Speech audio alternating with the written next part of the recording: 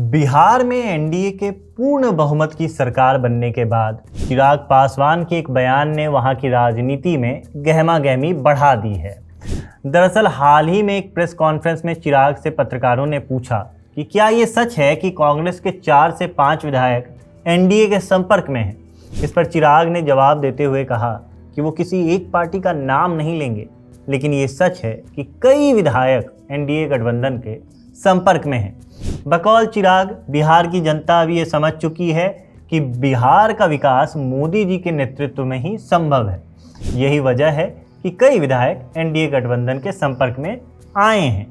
हालांकि इस मुद्दे पर बिहार कांग्रेस प्रदेश अध्यक्ष राजेश राम ने कहा है कि हर बार चुनाव के बाद ऐसी अफवाहें फैलती हैं और इस खबर का कोई आधार नहीं है। उन्होंने ये भी कहा कि साल 2020 में जब चुनाव संपन्न हुए थे तब भी ऐसी ही खबर आई थी, मगर उनके 19 विधायक आज तक टस से मस नहीं हुए।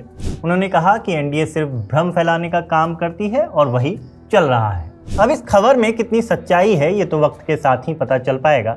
वैसे ऐतिहासिक तौर पर देखें तो बिहार में साल 2014 के बाद कांग्रेस आंकड़ों के लिहाज से भले ही कमज़ोर हुई है, मगर ऐसा नहीं हुआ कि उसके विधायक सीधे तौर पर एनडीए में शामिल हुए हों।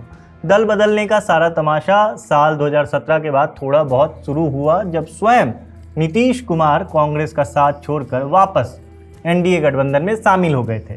साल 2018 में ये जरूर हुआ कि कांग्रेस के 4 एमएलसी अशोक चौधरी, दिलीप चौधरी, तनवीर अख्तर, रामचंद्र भारती ने कांग्रेस का साथ छोड़ा और जदयू का दामन थाम लिया था, जो उस समय एनडीए को समर्थन दे रही थी। 2020 के बाद से कांग्रेस विधायकों के बगावत, शीर्ष नेतृत्व से नाराजगी आदि की खबरें जरूर उड़ी, मगर पाला बदलने की घटना नहीं हुई। हाँ, साल 2024 में मुरारी प्रसाद गौतम और सौरभ सुमन, जो कि उस दौरान कांग्रेस खेमे के विधायक थे, उन्होंने एनडीए का दामन थाम लिया था, मगर कोई बड़ा उलटफेर हुआ हो इसकी जानकारी साल 2014 के बाद से कांग्रेस खेमे से नहीं आई है। मगर कांग्रेस का साल 2025 के चुनाव में जो बुरा हाल हुआ है, उसे देखते हुए अगर कुछ उलटफेर हो भी जाता है तो ज़्यादा आश्चर्य नहीं होगा। ऐसी और खबरों के लिए देखते रहिए वीटी चोखा। धन्यवाद।